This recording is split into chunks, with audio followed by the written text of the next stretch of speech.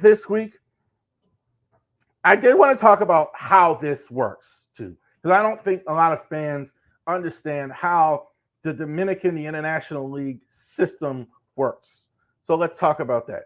So, 2024 signing class. This happens around January of the year where international players are signed to teams. The Orioles, before Mike Elias actually signed with the Orioles as the GM, didn't actually participate in this much, but now they're participating in international signing of players. So Mike Elias goes into a pool of players that are young. A lot of them are not even 18 years old, 16, 17. They play at these camps in the Dominican internationally, and they are major league teams recruit them and they sign them. A lot of times, I don't know what the exact age, but I think they have to be at least 16. I'm not all the way sure on that. But you sign these players. And so there is a pool of international money that teams are allowed to sign from. I think it's $8 or $10 million or somewhere in that range. I'm not sure the particulars of each team, but somewhere around there. So you take a lot of these young players and you play them and you put them in the minors, and you hope that they do well. Sometimes 5, 6 years in the minors. A lot of them are very young as well. Samuel Basallo, I think, is now the top minor league player in the Orioles system. Came out of this. He's been their prize of this. So you're going to see this. So they're taking a 2024 class topped by the $1.3 million bonus given by shortstop Emilio Sanchez, with each team with a total bonus allotment that it can choose when it was signed. They signed about 19 players. So we'll go through the list. Christian Estacio, hopefully I say this right, Frandier Chirinos, Emmanuel Cormiel. That's one list. Most of these are from the Dominican Republic. Alexander Rincon. We talked about Emilio Sanchez, Victor Santos as well. Argentina Valdez as well.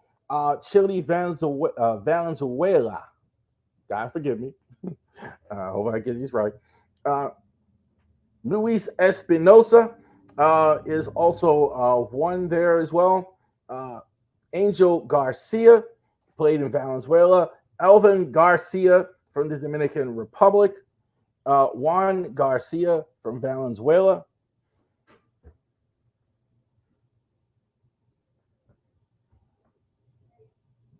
And Saul Gomez from the Dominican. All right. Sorry about that. I had to charge it up there again. Stefan Martinez, really good player from the Dominican Republic. Esteban Mahia from the Dominican Republic as well. Yaki Marcier, also from the Dominican, and Jerome Noel from the Dominican Republic, a shortstop. Most of these are 17 and 18 years old, if not 16. So very, very young. A lot of times you see it in this league. A lot of these guys are not even 17 years old. So let's talk about how the DSL Orange is doing this year. So Chris Madera is the manager as well. 35 and 17. They are really good. Escuela Bonilla is 19 years old from Panama. I'm not sure if it's the same one. He switched the pitcher, but he's been really good for them. I think he's got the most amount of wins. Esteban Luza has an ERA of less than 2. So he's been good for them as well this year. Yorton Sanchez has been fantastic. He's from Cuba, playing in the Dominican League. 6 home runs, 37 RBIs. He's been outstanding, over 300 average. Emilio Sanchez playing third base for them. He won Player of the Week recently too, Jordan Sanchez. So shout out to him. Emilio Sanchez playing a lot of third base, 2 home runs, 27 RBIs, hitting over 330. Stefan Martinez, we just talked about him. These 3 are the main event there. So these guys, I think, have the most major league potential as well. Really big, tall guy, Martinez. 22 home runs, 7 stolen base, 287 average. Christian, I pronounced his last name. He's only 16 years old. He's only 17 years old. No home runs, 16 RBIs, good batting average, 290. Felix Ampro as well, 18 years old, 5 home runs, I don't think that's right. I think he's got RBIs, 37 RBIs, 318 average. So he's doing very well as well. So this is the future, guys. These are the young Dominican, Venezuelan, Cuban players that are coming from the Dominican. Forgive me if I got the country wrong or anything like that. But I want the fans to know how good a lot of these young guys are. This is what you're seeing. You're seeing a lot of graduations at the major league level here. Get that off the screen. So you're seeing a lot of graduations at the major league level. Kobe Mayo now in the majors. Jackson Holiday now in the majors. Colton Cowser now in the majors. Had some trades out. What's going to replace them? These guys, these young guys. Now, they're 17, 18. No, you will not see them next year. it's going to be it's going to be about 4 or 5 years before you see a lot of these guys. This is rookie ball. So these guys are brand new pros. So keep that in mind. Also, too, next week, we're going to look at the facility that is there that has just been built. So it is gorgeous facility out there in the Dominican Republic. Orioles have built for the players. All right. So let's talk a little Orioles baseball here. The Orioles report.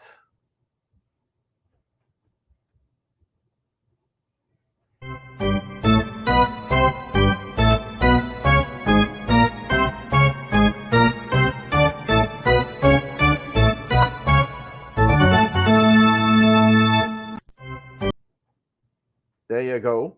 I don't know how good the charge was there. but there you go. So let's go ahead and get that squared away here. Um, Orioles win one of two of three against the Tampa Bay Rays. I thought they looked good against the Rays. I thought they're still winning games when they're getting good pitching, which is less often than it's been. Offense still not quite as good, but they're still winning games when they're getting good pitching. One of two, just won tonight's game 4-1 over the Nats as well. So they look good. Good job by the Orioles here, salvaging that here as well. A little better effort tonight from Kramer, I thought, but we will see. Zach Eflin, that's a good trade so far, huh? Eflin has been really, really stellar for them here. Where would they be? I mean, you get the Grayson injury, so you got to have somebody help Burns, and that's been Zach Eflin. Colton Cowser, I think, might be the American League Rookie of the Year. He's taken over that leadoff spot. He's been hitting home runs. Average isn't great, but he's definitely doing exactly what they need. And I think he's been terrific in the outfield as well. Adley's been getting better. the power stroke hasn't returned, but he's making more contact. He's getting hits. He's moved back to the second spot tonight. So shout out to Adley as well. Cano, not good lately as well. Still getting the high leverage. He just hasn't been good He just hasn't been good this year, period. Last year he was really good. I think he has some nights where he's just not it. Burt Smith, not as good. The bullpen in general has really struggled down. It's such a stark contrast compared to last season and earlier, even this season. The bullpen, Burt Smith has struggled. Austin Slater got a start. Some of it is he hasn't played much, but I don't think he hasn't really contributed much here since he has been here. Orioles announced second base Juan Segura. I keep saying Juan. That's not his name. Gene Segura. I tell you what, this guy during the World Series a few years ago was great, man. I thought he had an excellent season a couple years ago during that Phillies run. I don't think they would have won without his play. So he's actually been out of baseball. Phillies didn't re-sign him. He was a free agent. Kind of went to the Marlins, kind of fade out. So he's been playing in an independent league. This is not bad here for a post-August, getting a guy. I think they're still kind of hoping Kobe Mayo could come around. But, hey, not bad. I'm for it. I love him. I actually like this. Some people actually like this. J.D. Davis, released by the Yankees 2 weeks ago. He signed as well. I think he's in Norfolk playing. So J.D. Davis, a veteran guy, a guy that definitely not a guy, not a middle of the order guy, but somebody you can actually play in a couple of situations here. Actually, J.D. Davis somebody who can help the Orioles win. So keep that in mind. I think that's not bad either. I think getting these guys actually in their current situation, not the worst thing in the world. Orioles traded one of their former minor league pitchers of the year, Ryan Watson, to the San Francisco Giants for cash. Somebody would say, why are you trading pitching? Somebody was a minor league pitcher of the year. He's really struggled. He's getting older. I think he's 26. I think that's why going to a team, the Giants, that has maybe some interest in him, and it's good for him because he was not coming to Baltimore anytime soon, but we will see about that. So good for him getting out to San Francisco. Hopefully get to the majors. Jacob Webb, right-handed pitching, Saturday testing, no structural damage. Some talk he was out for the season. I don't think that's going to happen. No structural damage. I think they're going to obviously slow walk it, but September-ish for him. So we will hope to get him back the way the bullpen has struggled. Santander is slated to become a free agent following the season. Outfielder told reporters he hasn't talked to the Orioles in any extension talks. Lack of negotiations don't seem to bother Santander.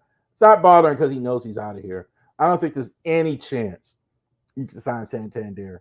I don't know that. I'm just speculating. I think Santander with the season he's had, I don't think it was much anyway. I think he almost had a better chance if he had like 20 home runs.